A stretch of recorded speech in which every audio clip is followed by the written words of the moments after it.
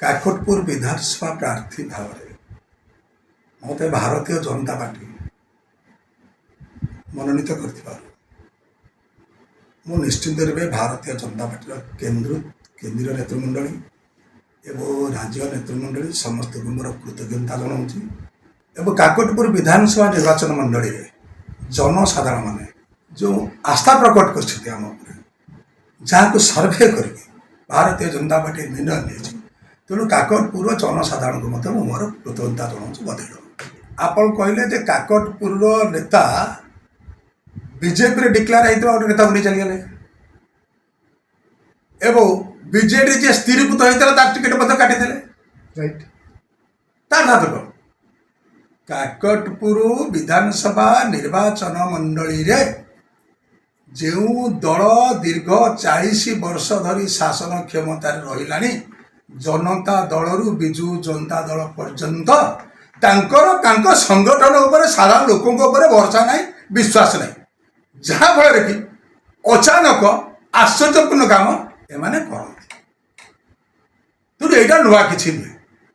एवं जनसाधारण भल रूपे कथा जानी सारे सुरा बाबू प्रार्थी हूँ कि तुषार बाबू प्रार्थी हूँ से कथा ना कथा हूँ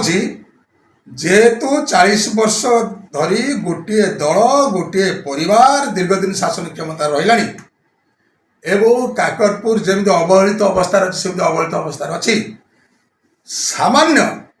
आमर जोटा सांविधानिक अधिकार स्वच्छ पानीय जल पीवा ता जोगे पारे अनेक समस्या घर भर अच्छे एवं मनमान्य अत्याचार माने दुर्नीति भ्रष्टाचार बढ़िया काकोटपुर जनसाधारण चाहते परिवर्तन एथर परिवर्तन करेंगे एवं मोदी प्रगति रथरे मोदी जो 2047 मसीहा सुधा विकसित भारत वर्ष भाव भारत वर्ष को या जो चाहते एवं तार अंश विशेष भाव में काकोटपुर निर्वाचन मंडली चलिया इच्छा कर तेणु जनसाधारण मत या काकोटपुर कई समस्या हम कारण मो निमापड़ार विधायक समय काकोटपुर सहित मोर संपर्क संगठन करिछि एवं पुरी जिलार सभापति थिबा समय बीजेपी संगठन करिछि एवं एबे 5 वर्ष धरिकी संगठन करुछि कोठी सर काकोटपुर तेणु काकोटपुर उत्तप्रुत भाव प्रत्येक गाँ साई कमिटी मु बूथ कमिटी करिछि वार्ड कमिटी करिछि लोकों समस्या नहीं लड़ाई करिछि बन्या समय जाइए माने लोकों पाक जाइछि माने रिलीफ बांटवा सहित एवं कोरोना समय मध्य लोकों पाक जाइछि सब दुर्विपाक समय जाइछि एवं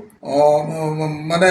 अष्टप्रहरी ठार आरंभ कर विवाह व्रत पुण्य पर्व जेते सुखरे दुखरे भलरे मंदरे डाक्तरखाना मेडिकल थाना सब लोकों पाखे ठिया काकोटपुर बर्तमान मो घर काकोटपुर जनसाधारण मोर भाई बंधु कुटुंब घर तेणु असुविधा कौन किसी असुविधा नहीं बर सहज।